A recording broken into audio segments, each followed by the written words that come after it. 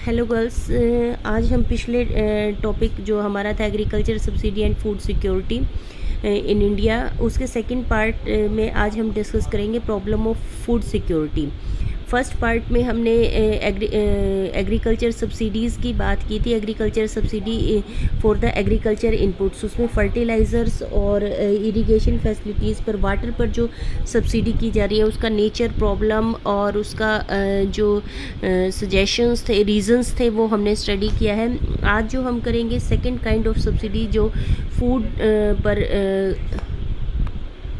Food items पर food security के रूप में दी जाती है, उसका नेचर पढ़ेंगे, उसकी प्रॉब्लम पढ़ेंगे और उसकी नीड क्यों है, आवश्यकता क्यों है, इसके बारे में पढ़ेंगे और वो किस तरीके से दी जाती है और उसमें क्या समस्याएं आती हैं, इस बारे में पढ़ेंगे। हम इसको जो बेस हमारा बुक रहेगा वो इंग्लिश मीडियम का रहेगा। हिंदी मीडियम का कंटेंट मैं आपको भेजूंगी, लेकिन वो कंटेंट बहुत डिटेल में दिया हुआ है, तो आपको उसे ब्रीफ करना पड़ेगा। कंटेंट आप रीड सारा कर सकते हैं, लेकिन आप उसको ब्रीफ कर लें, मतलब कि जो पेपर के हिसाब से वहाँ से अपने नोट्स तैयार कर लें। तो अभी जो हम पढ़ रहे हैं the problem of food security in India. Problem of food security ना केवल इंडिया में, पूरे विश्व में ही एक बहुत बड़ी समस्या है। और फूड सिक्योरिटी का जो कंसेप्ट है वो यही है कि सभी लोगों को समान रूप से भोजन को उपलब्ध करवाना। Food security implies access by all people at all times to sufficient quantities of food to lead to an active and healthy life, जो कि लोगों का एक अधिकार है जीवित रहना, जिंदा रहना, और उसके लिए जो डेमोक्रेटिक गवर्नमेंट्स हैं, लोकतांत्रिक सरकारें हैं, उनका जो है कर्तव्य बन जाता है, ड्यूटी बन जाती है सभी लोगों को भोजन उपलब्ध करवाना। तो यहाँ पर जो भोजन उपलब्ध करवाया जाना है, इसका मतलब सिर्फ ये नहीं है कि उनको भोजन उपलब्ध करवा दिया जाए, लेकिन उसके साथ साथ उनको परचेजिंग कैपेसिटी भी देना, कि वो उस भोजन को खरीदने में सक्षम हो जाए। और यहाँ पर भोजन का एडिक्वेट सप्लाई, जब हम कहते हैं कि भोजन उपलब्ध हो, तो भोजन जब उपलब्धता की बात आती है तो ना केवल वो क्वांटिटी में पूरा होना चाहिए, बल्कि वो क्वालिटी वाइज भी, यानी कि उसकी न्यूट्रिशियस वैल्यू भी होनी चाहिए, कि मिनिमम जो फैट, कार्बोहाइड्रेट और प्रोटीन्स की क्वांटिटी है जो एक नॉर्मल पर्सन को सरवाइव करने के लिए, जिंदा रहने के लिए चाहिए है, उस क्वांटिटी को प्रोवाइड करना। दूसरा जो फूड सिक्योरिटी का पॉइंट आता है एडिक्वेट परचेजिंग कैपेसिटी। एक उनको भोजन उपलब्ध करवाना, दूसरा उनके अंदर क्षमता जो है पैदा करना, क्षमता का विकास करना, जिससे कि वो अपने लिए भोजन स्वयं उपलब्ध करवा सके। तो परचेजिंग पावर कैपेसिटी की जब हम बात करते हैं तो इसका उद्देश्य है लोगों को एम्प्लॉयमेंट जनरेट करना, पॉवर्टी इरेडिकेशन का जो है निर्धनता निवारण और रोजगार उत्पन्न करना। तो वो हम जो पिछले हमारे 2 चैप्टर थे उसमें कर चुके हैं कि रोज़गार का उपलब्ध करवाना क्या होता है, रोज़गार को उपलब्ध करवाने के लिए सरकार वो द्वारा क्या नीतियाँ बनाई गई हैं, उन नीतियाँ कहाँ तक सक्षम रही हैं, उनमें क्या कमी रही है। और इसके साथ साथ जो पॉवर्टी इरेडिकेशन का है, निर्धनता दूर करने का जो कार्यक्रम है, वो हम पढ़ चुके हैं IRDP के तहत। या पॉवर्टी इरेडिकेशन में मनरेगा देना है, ये रोज़गार भी देता है, फूड सिक्योरिटी को भी रिव्यू करता है और पॉवर्टी इरेडिकेशन का भी ये काम करता है, 3 डायमेंशनल ये काम करता है। तो ये सारे जो एनफ परचेजिंग कैपेसिटी प्रोवाइड करना है, ये इसके अंदर जो कार्यक्रम है एम्प्लॉयमेंट जनरेशन के और पॉवर्टी इरेडिकेशन के, तो वो हम प्रीवियस चैप्टर्स में कर चुके हैं। यहाँ पर हम फूड सप्लाई वाला जो कॉन्सेप्ट है उसको पढ़ेंगे। फूड सप्लाई के जो उद्देश्य हैं वो 2 तरीके के हैं। एक तो उनको क्वांटिटी में उपलब्ध करवाना, सारी तरह का भोजन उपलब्ध करवाना, और क्वालिटी का मतलब है कि उनकी जो न्यूट्रिशियस वैल्यू है उसको मैनेज करना। अब सबसे पहले हम देखेंगे कि ये प्रॉब्लम है कैसी एक्चुअल में। यहाँ पर जो क्वांटिटेटिव और क्वालिटेटिव फूड सिक्योरिटी की प्रॉब्लम है, इसको डील करने के लिए इंडिया के अंदर जो है 3 तरह के कार्यक्रम चलाए गए हैं, जिनको हम पढ़ेंगे। फूड सिक्योरिटी का ऑब्जेक्टिव है जो उसको अटेन करने के लिए, सबसे पहला है PDS सिस्टम, जिसे पब्लिक डिस्ट्रीब्यूशन सिस्टम कहते हैं। दूसरा है ICDS, integrated child development service है, और तीसरा है मिड डे मील। आगे पार्ट्स में हम इनको डील करेंगे कि PDS का उद्देश्य क्या है और ये किस प्रकार से काम करता है। इसी तरीके से इंटीग्रेटेड चाइल्ड डेवलपमेंट जो सर्विसेज हैं वो क्या है एक्चुअल में, किससे संबंधित है। और मिड डे मील आप सबने स्कूल्स में सुना भी है, इसको हम विस्तृत रूप से पढ़ेंगे कि इसका उद्देश्य क्या है और इसको कितना कवर अप दिया गया है और इसकी सक्सेस कहाँ तक है।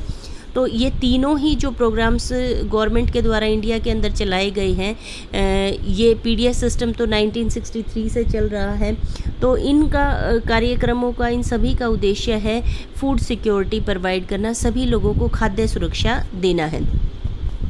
तो सबसे पहले हम फूड सिक्योरिटी की असल में ज़रूरत क्यों पड़ी है, इसके लिए हमें ये पढ़ना बड़ा ज़रूरी है कि जो फूड सिक्योरिटी है उसके दो उद्देश्य हैं। लोगों को उचित मात्रा के अंदर भोजन उपलब्ध करवाना, इसके अंदर ना केवल फूड ग्रेन प्रोडक्शन है बल्कि जो दालें हैं, तिलहन हैं, ऑयल जिसे हम कहते हैं, और वो सारी बेसिक नीड्स जो है उपलब्ध करवाना है। और इसके लिए सरकार क्या कर रही है, जो हमारा ग्रीन रिवॉल्यूशन हुआ है, ग्रीन रिवॉल्यूशन के माध्यम से भोजन की, अन्न की, फूड ग्रेन प्रोडक्शन को 4 गुना तक बढ़ाया गया है। और एग्रीकल्चर जो रिवॉल्यूशन किया गया है ग्रीन रिवॉल्यूशन के रूप में, उसका उद्देश्य यही था कि देश के अंदर अनाज की, खाद्यान्न की उपलब्धता को सुनिश्चित करना।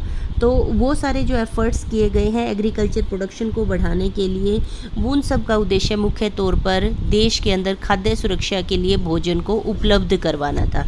और जो स्टॉक्स हैं वो बनाए गए हैं, उत्पादन किया गया है। हमारे यहाँ आप जानते हैं मिनिमम सपोर्ट प्राइस सिस्टम है। मिनिमम सपोर्ट प्राइस जो है वो दोहरे तरीके से काम करता है।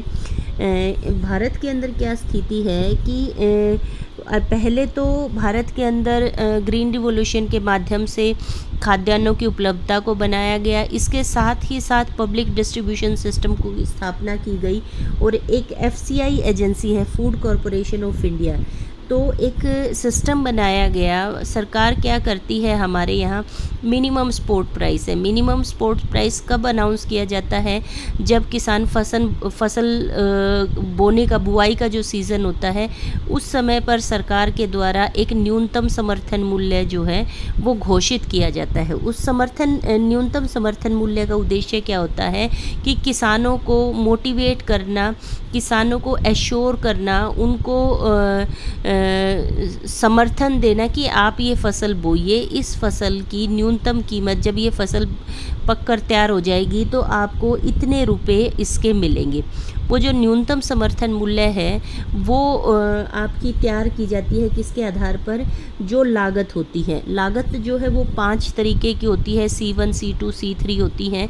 इनमें लागतों की मात्रा, न्यूनतम कम से कम कितनी लागत है और अधिक से अधिक कितनी लागत है, इनके अंदर जो लागतें हैं वो शामिल की जाती हैं। कि न्यूनतम लागत के अंदर केवल जो बाहरी लोगों को, इम्प्लीमेंट्स को, एक्सप्लिसिट जो कॉस्ट होती है केवल वो शामिल होती है। धीरे धीरे करके इसके अंदर फिर जो इम्प्लीमेंट्स खरीदे गए हैं या घर के लोग काम कर रहे हैं या स्वयं के साधन जो लगाए गए हैं, उनका मूल्य जोड़ा जाता है। तो इस प्रकार से ये लागतों के विभिन्न कॉन्सेप्ट हैं जो कृषि क्षेत्र के अंदर कृषि लागतों को नापने के लिए किया जाता है। तो न्यूनतम समर्थन मूल्य जो है मुख्य तौर पर इन लागतों के आधार पर किया जाता है। C1 प्राइस जो है, जो न्यूनतम लागत है, कम से कम लागत है, उनके आधार पर जो है आपका न्यूनतम समर्थन मूल्य सरकार के द्वारा घोषित किया जाता है। वो जो समर्थन मूल्य है वो उस फसल के उत्पादन को बढ़ावा देने के लिए किया जाता है जिस फसल का समर्थन मूल्य सरकार के द्वारा अनाउंस किया जाता है। तो उसके साथ साथ सरकार क्या गारंटी देती, सरकार क्या कहती है कि आपका जो न्यूनतम समर्थन मूल्य है, इस समर्थन मूल्य पर जो है सरकार एक तरीके से, एक तो किसानों को एश्योरेंस देती है, दूसरा सरकार ये कहती है कि इस कीमत पर सरकार जो है किसानों से गेहूं को खरीदेगी। वो जो न्यूनतम समर्थन मूल्य है, उस समर्थन मूल्य पर सरकार की एजेंसी है जिसे FCI, food corporation of India कहा जाता है।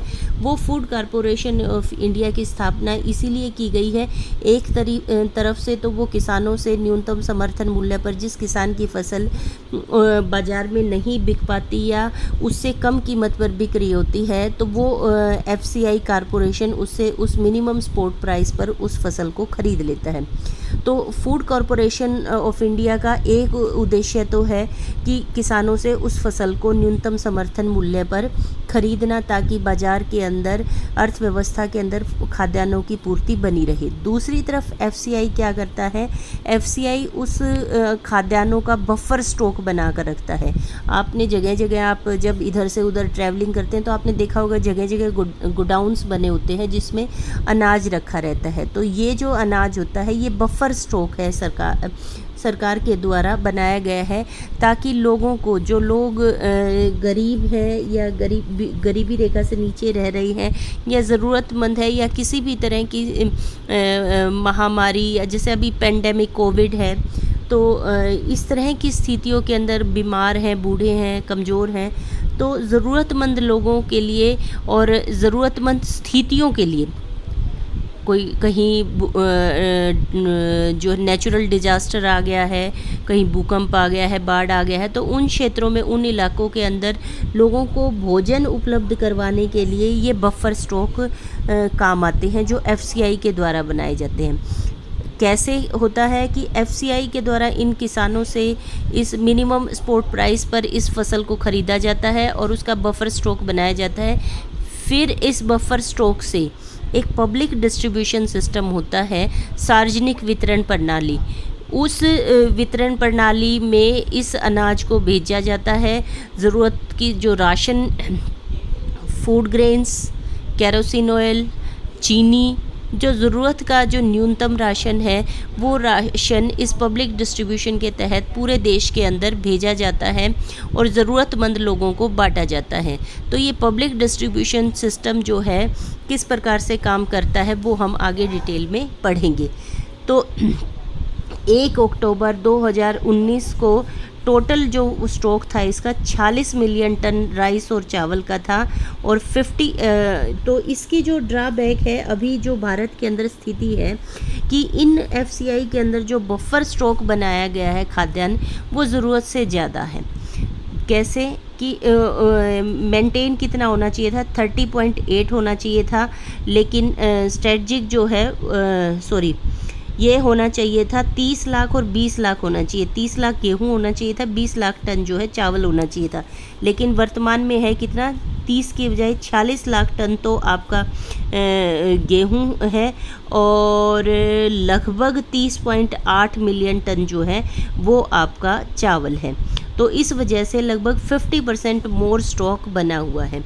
तो ज़्यादा स्टॉक होने के कारण एफसीआई के अंदर अभी जो रिसेंट कॉन्फ्लिक्ट आ रहा है वो ये आ रहा है कि गवर्नमेंट इस बफर स्टॉक को, एक्चुअली इस एफसीआई को ही ख़त्म करना चाहती है, क्योंकि इसके ऊपर सब्सिडी के रूप में सबसे ज़्यादा खर्च किया जा रहा है। एक तो फर्टिलाइज़र्स, एग्रीकल्चर इनपुट्स में फर्टिलाइज़र और इरिगेशन पर, दूसरा जो एग्रीकल्चर सब्सिडी के रूप में सबसे ज़्यादा खर्च किया जा रहा है वो एफसीआई पर किया जा रहा है। तो एफसीआई के रूप में सरकार एफसीआई के ऊपर जो मिनिमम सपोर्ट प्राइस पर एफसीआई के माध्यम से अनाज खरीदती है, वो इसको जो है कट करना चाहती है।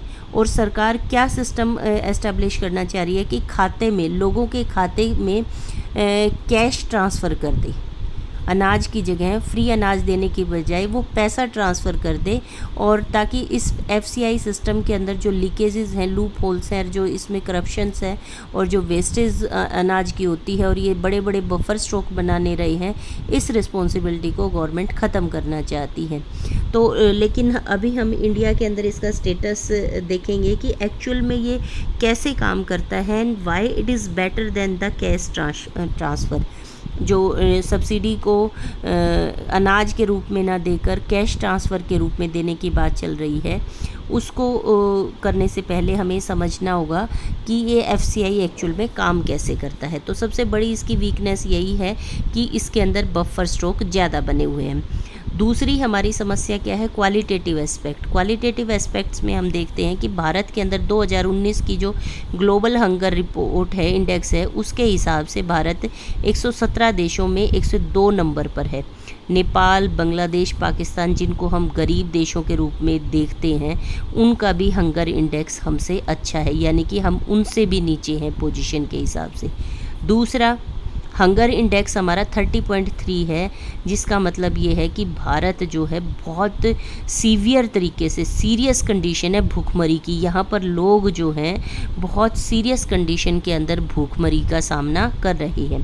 उसके बाद ये देखिए, as per the report the child wasting rate, child wasting rate मतलब ये होता है कि न्यूट्रिशन की इतनी कमी है कि न्यूट्रिशन की कमी से जो साइंस कहती है कि न्यूनतम इतनी हाइट और वेट बच्चे का, कि 3 साल का बच्चा है तो उसके अंदर 10 किलो वज़न और उसकी 3 फीट हाइट होनी चाहिए। तो इस तरह के जो साइंस के जो रूल हैं कि भाई इतनी हाइट, इतनी उम्र में इतनी हाइट और इतना मिनिमम वेट होना चाहिए। तो हाइट और वेट के हिसाब से, एज के हिसाब से वास्टिंग रेट होता है। और जो आपका वास्टिंग रेट होता है वेट और एज का, और स्टंटिंग रेट होता है एज और उसका हाइट का। स्टंटिंग होता है हाइट का और वेट का, हाइट का और एज का, और वेस्टिंग रेट होता है वेट का और एज का। तो इंडिया के अंदर ये 20.8% है, और स्टंटिंग रेट जो है 37.9 है, जो कि इंडिया के अंदर काफ़ी कम रेट है। उसके बाद है मतलब कि इतने परसेंट बच्चे ही उस रेट को मीट कर पा रहे हैं इंडिया के अंदर। 20% बच्चे ही वास्टिंग रेट को पूरा कर पा रहे हैं, और 37.9% बच्चे ही स्टंटिंग रेट है। मतलब कि जितनी स्टैंडर्ड सेट किए हुए हैं कि एक विशेष एज के अंदर मिनिमम इतनी हाइट होनी चाहिए, जैसे 3 साल के बच्चे की 3 साल के बच्चे की लड़के की 3 फीट हाइट होनी चाहिए, और जो लड़की है उसकी 2.5 फीट से 3 फीट के बीच में होनी चाहिए। तो वो नॉर्म्स 37.9% बच्चे पूरा कर रही हैं। और वेट जो है 3 साल के बच्चे का 15 किलो वेट होना चाहिए, इतना स्टैंडर्ड जो है 20.8% बच्चे ही पूरा कर पा रहे हैं। उसके बाद बात है इंडिया के अंदर 9.6% बच्चे हैं जो 6 से 23 की उम्र में हैं मिनिमम एक्सेप्टेबल, जिनको 6 महीने से लेकर 23 महीने के बीच में उन बच्चों की ही डाइट, सिर्फ 9% बच्चों को, 9.5% बच्चों को ही प्रॉपर डाइट मिल पाती है। इसका मतलब क्वालिटी जो है बहुत पुअर है। उसके बाद proportion of under nourished in the population is 14.5%, यानी कि हर एक 7वां आदमी जो है भारत के अंदर अंडर नरिश्ड है।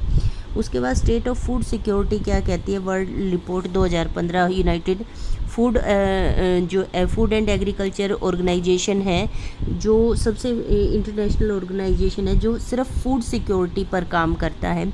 और इस ऑर्गेनाइजेशन का ये के अनुसार India is home of the highest number Bharat के अंदर क्या है, वो हंगर पीपल के हैं।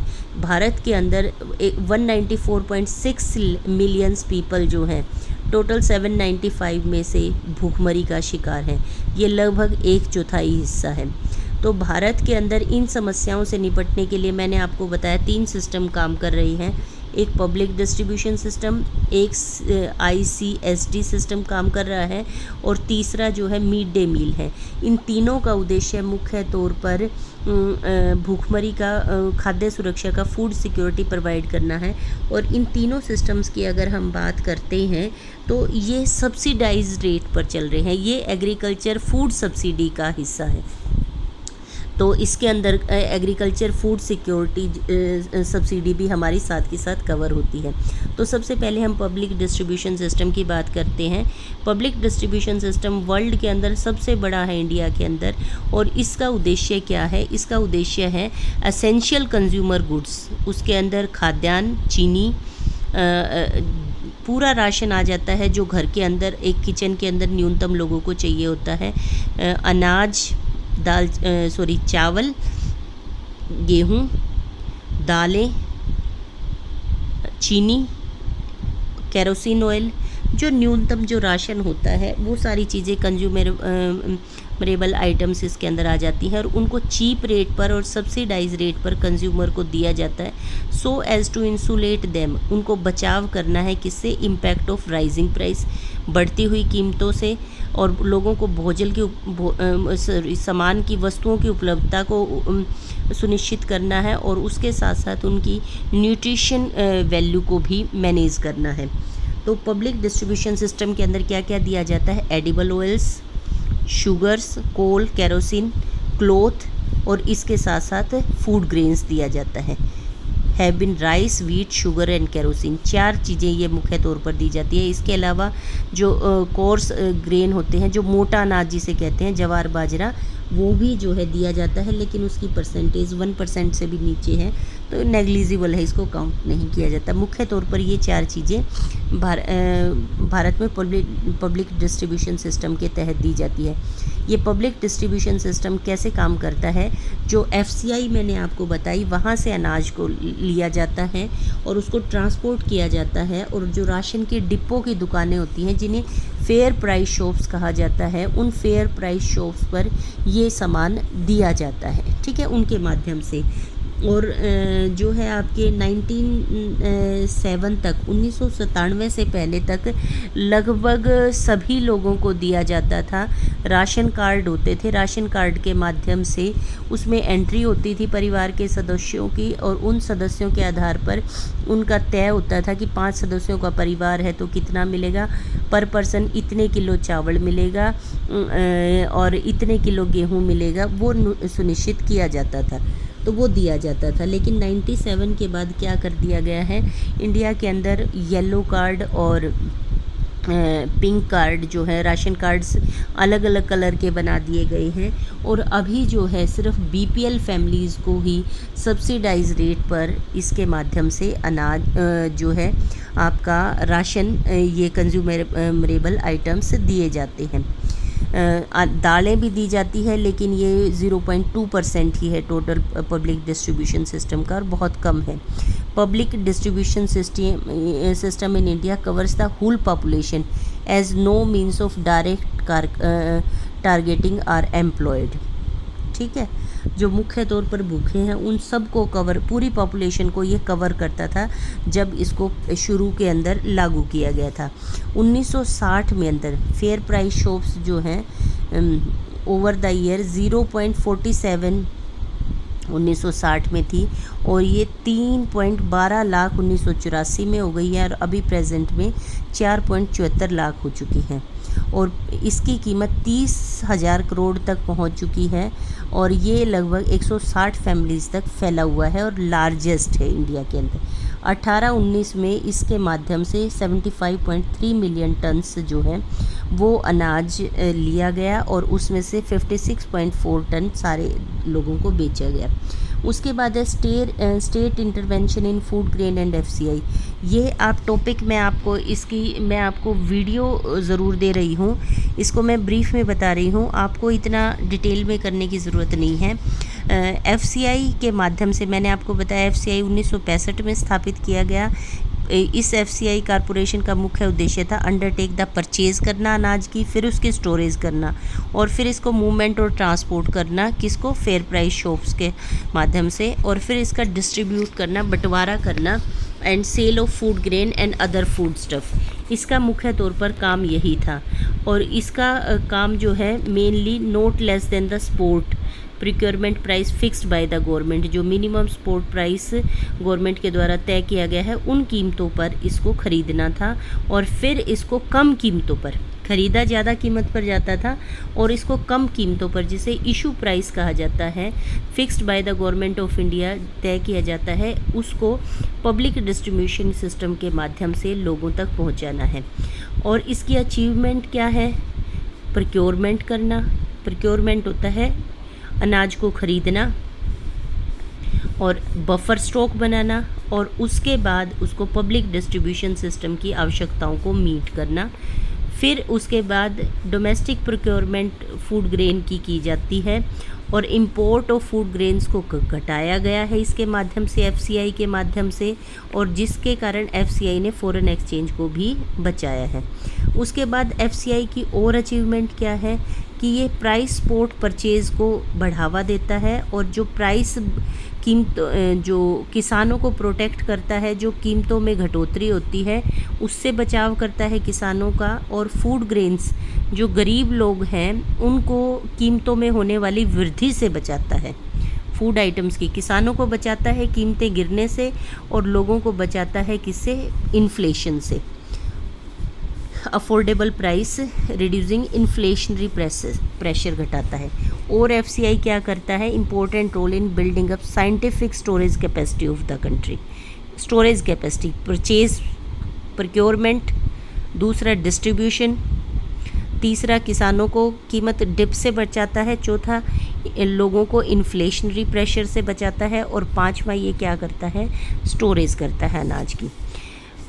1997 में, जैसा कि मैंने आपको बताया कि ये जो पब्लिक डिस्ट्रीब्यूशन था इसका नाम बदलकर टारगेटेड पब्लिक डिस्ट्रीब्यूशन सिस्टम कर दिया गया है। टारगेटेड का मतलब क्या है कि उससे पहले जो है सभी को समान रूप से राशन दिया जाता था, सभी लोगों को, चाहे वो एम्प्लॉयड हैं नहीं हैं, उनको उनकी परचेजिंग कैपेसिटी है या नहीं है।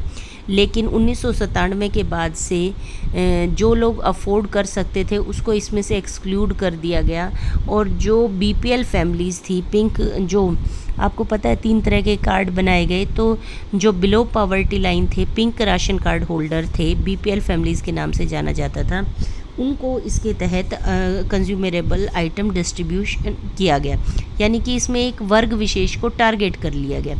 aims at providing food grains to people below the poverty line at highly subsidized price from the public distribution system, and food grains to people above the poverty line at much higher price.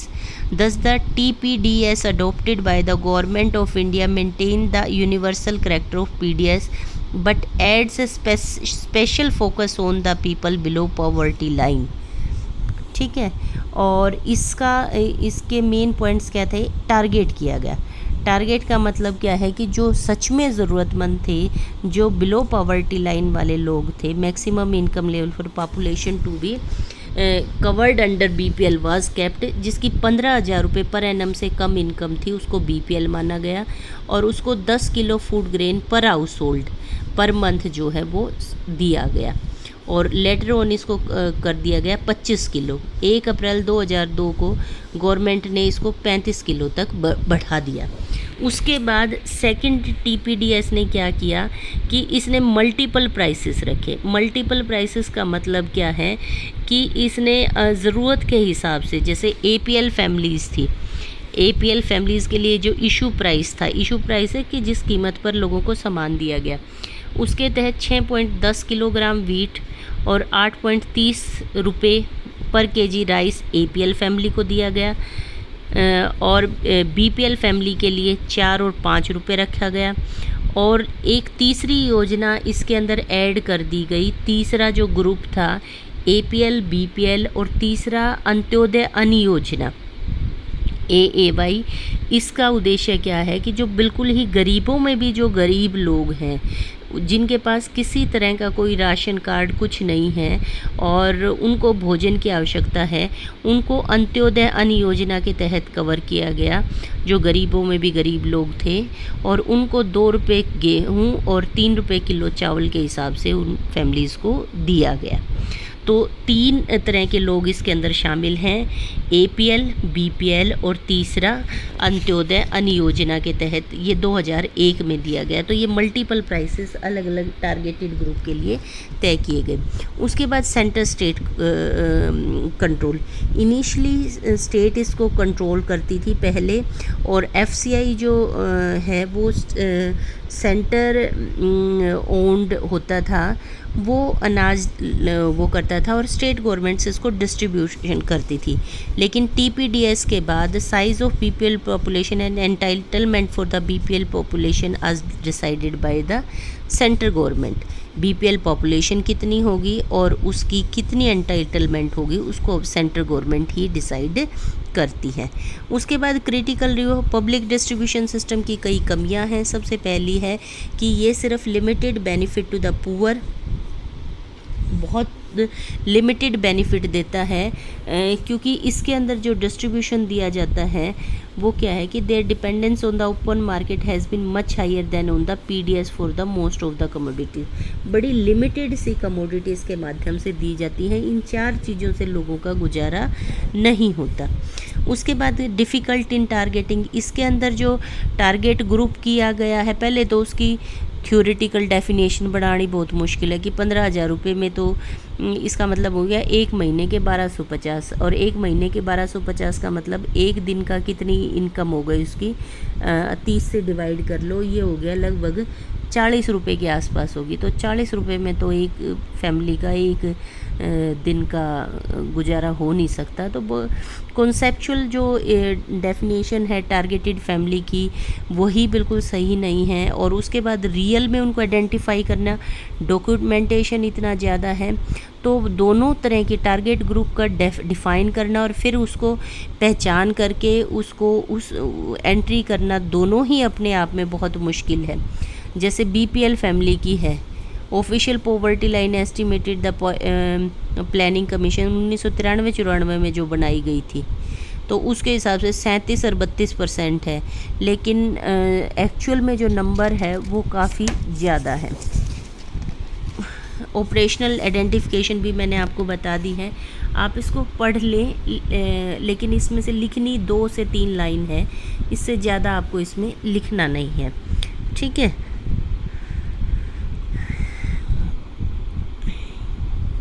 ये main आ गई।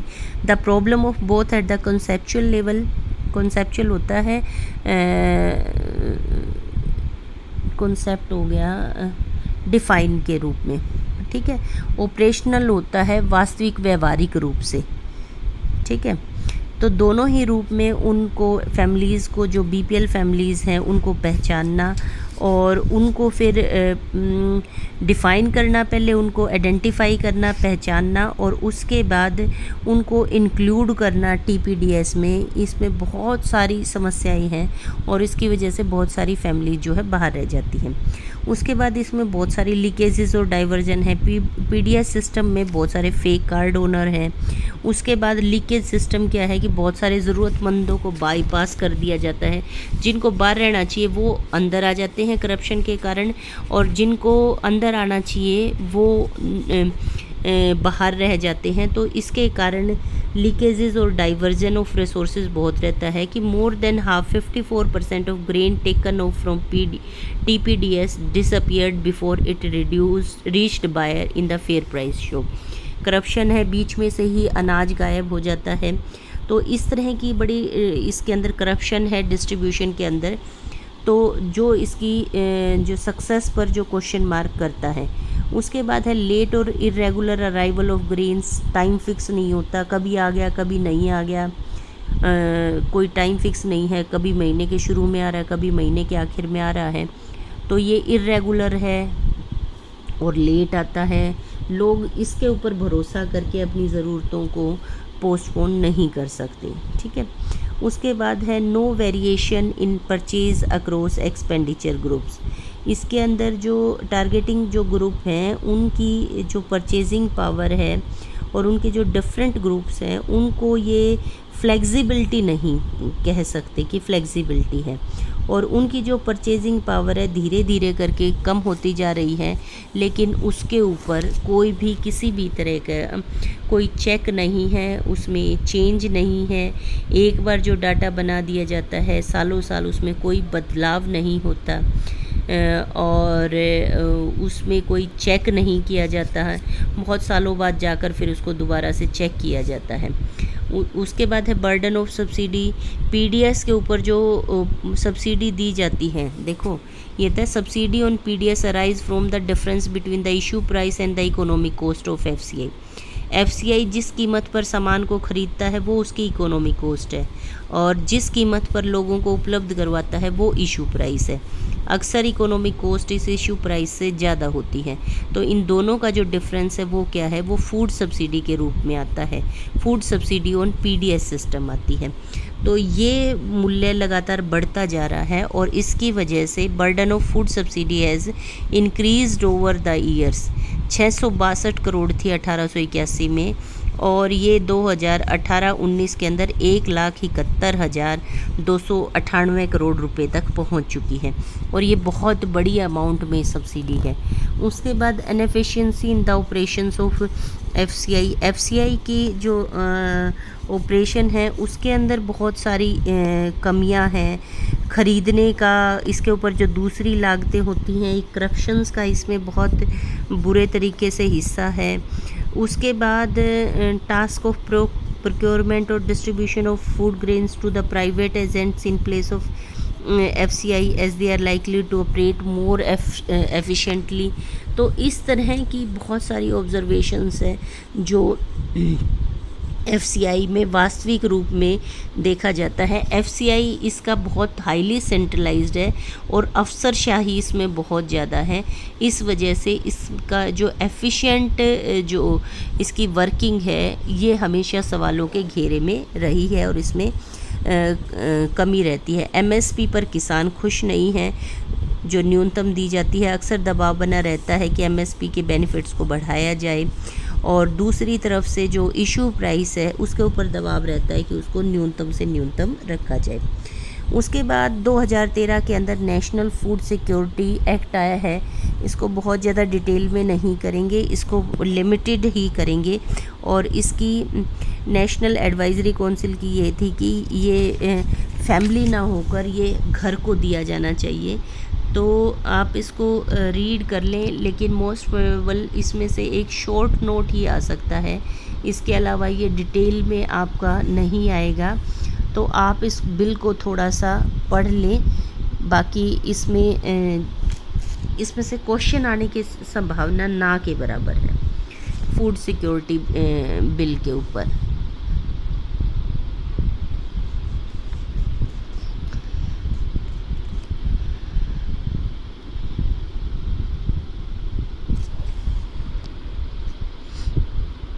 ये आपके syllabus में नहीं है।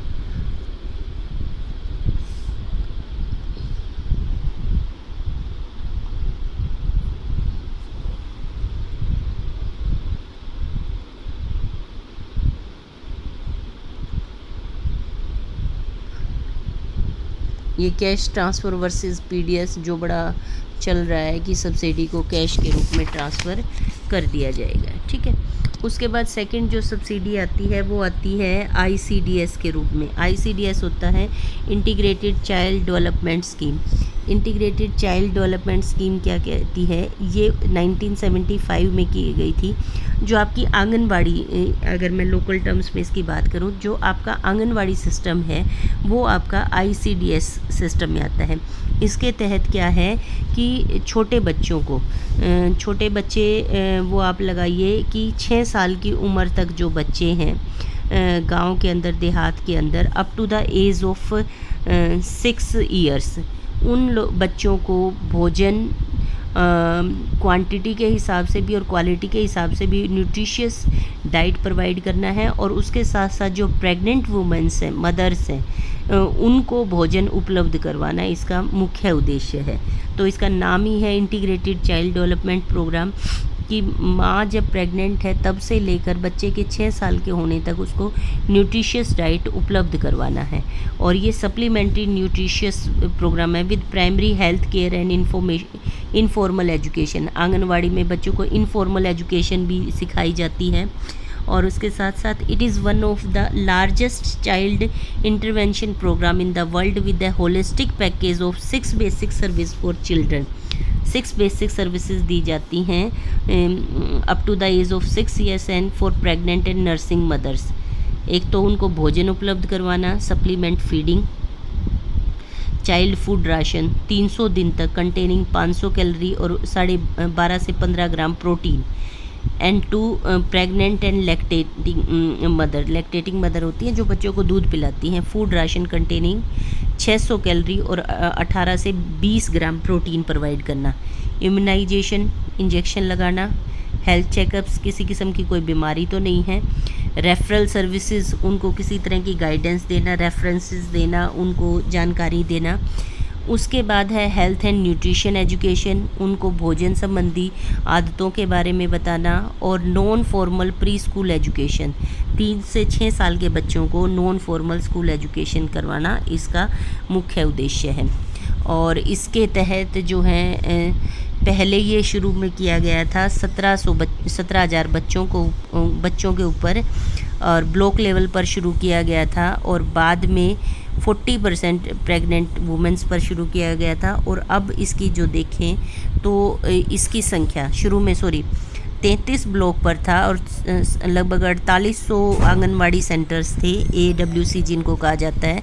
और अब ये फैलकर इंडिया के अंदर 33 ब्लॉक से 7000 ब्लॉक्स में और 14 लाख आंगनवाड़ी वर्कर्स तक ये फैल चुका है। इतने आंगनवाड़ी सेंटर्स इसमें इंक्लूड हो चुके हैं।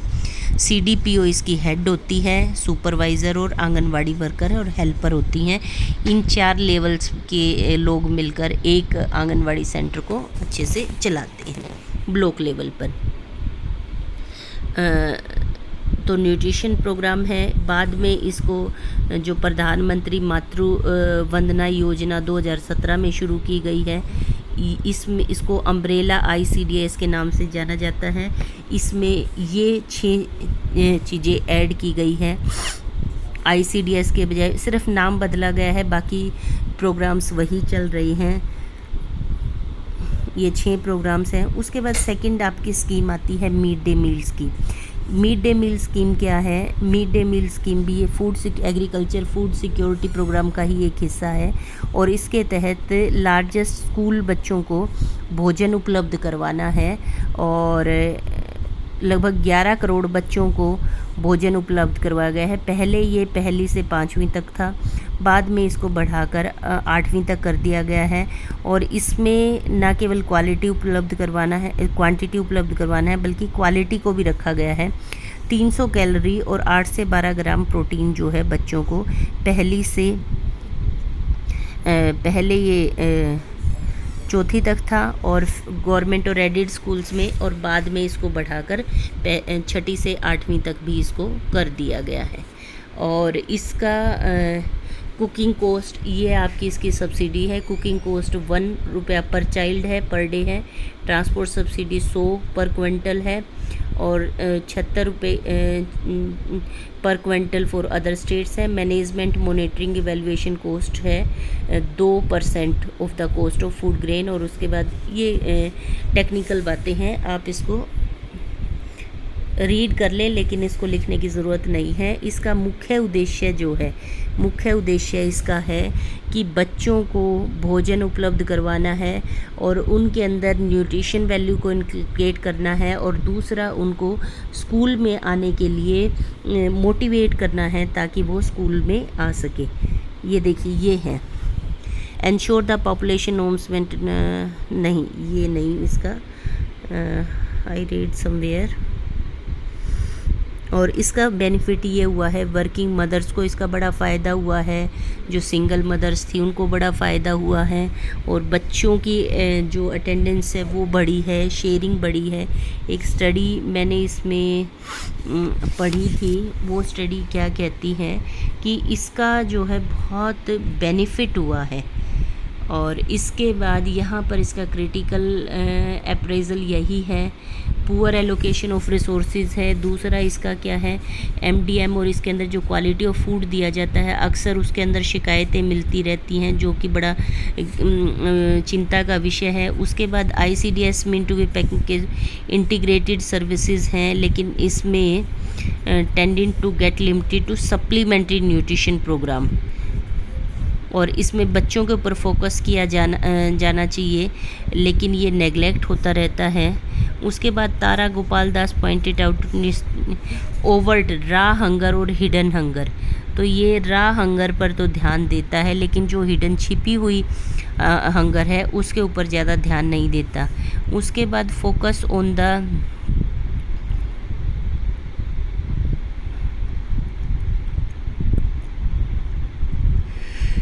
पर जो माइक्रो न्यूट्रिएंट्स की कमी है उसकी तरफ ध्यान नहीं देता। उसके बाद focus children under 6 show that the health services under ICDS are quite patchy. इसमें बहुत सारी कमियां हैं। और उसके बाद मोस्ट सीरियस प्रॉब्लम इस ICDS की है इम्प्लीमेंटेशन और अकाउंटेबिलिटी। इम्प्लीमेंट लागू करना और फिर उसकी जिम्मेवारी तय करना, ये इसकी सबसे बड़ी समस्या है। उसके बाद reports of the rampant corruption, fudging of reports, malpractice, ये अक्सर इनमें सामने देखने को मिलती है। उसके बाद according to report prepared by the supreme court appointed food commission on the nutrition supplement for children in anganwadi across Maharashtra, ये कई तरह की इसमें रिपोर्ट्स आई हैं और ये कहती हैं प्राइवेट कॉन्ट्रैक्टर्स को सप्लाई दी जाती है सप्लीमेंट न्यूट्रिएंट्स की, और जिसकी वजह से इसमें करप्शंस आती है। ये देखिए, ये मैं आपको बता रही थी कि इसका बेनिफिट क्या हुआ है। Mid day meal are in place of primary schools, field survey indicate the provision of mid day meal है fairly regular in most states.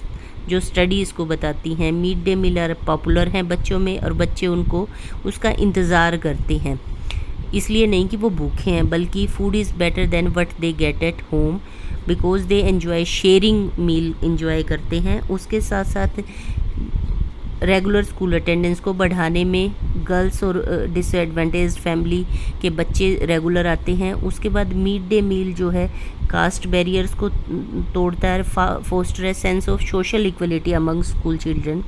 उसके अलावा ये मिड डे मील जो है प्रमोट जेंडर इक्वलिटी को बढ़ावा देता है। Mid day meal create employment opportunity for the poor women. औरतें बहुत सारी इसको बनाने में और डिस्ट्रीब्यूशन में लगी हुई हैं, तो उनको रोज़गार मिलता है। उसके अलावा contribute to liberation of working women के लिए बड़ा सहायक है कि उनको जो है बच्चों को स्कूल में भोजन मिल जाता है और वो चिंता मुक्त हो जाती हैं। और इसके अलावा ये क्लासरूम हंगर से बच्चों को बचाता है और बच्चों को सप्लीमेंट और फ्रेश फूड मिलता है। तो इतने सारे बेनिफिट हैं, उसके बावजूद भी करप्शन जैसी समस्याओं से टारगेट करना, डिस्ट्रीब्यूशन करना, क्वालिटी मेंटेन करना, इस तरह की बहुत सारी समस्याएं अभी भी मिड डे मील और ICDS के साथ जुड़ी हुई हैं। तो आपको क्या लिखना है पेपर में, जब आपका ये आएगा तो पेपर में आपको फूड सिक्योरिटी क्या है, कौन कौन से प्रोग्राम्स हैं और वो किस तरीके से इम्प्लीमेंट किए गए हैं, उनके अचीवमेंट्स क्या हैं और उनकी क्रिटिसिज्म क्या है, आपको ये तीनों प्रोग्राम्स का लिखना है। ठीक है। और थोड़ा सा आपको इसके अंदर एम्प्लॉयमेंट का और पॉवर्टी इरेडिकेशन के भी एक एक पैराग्राफ डालने पड़ेंगे अगर आपसे फूड सिक्योरिटी के बारे में पूछा जाता है तो। क्योंकि यहाँ पर तो हमने कह दिया कि हम पहले पढ़ चुके हैं, लेकिन यहाँ पर उसका रेफरेंस देना ज़रूरी है गर्ल्स। Okay, thank you.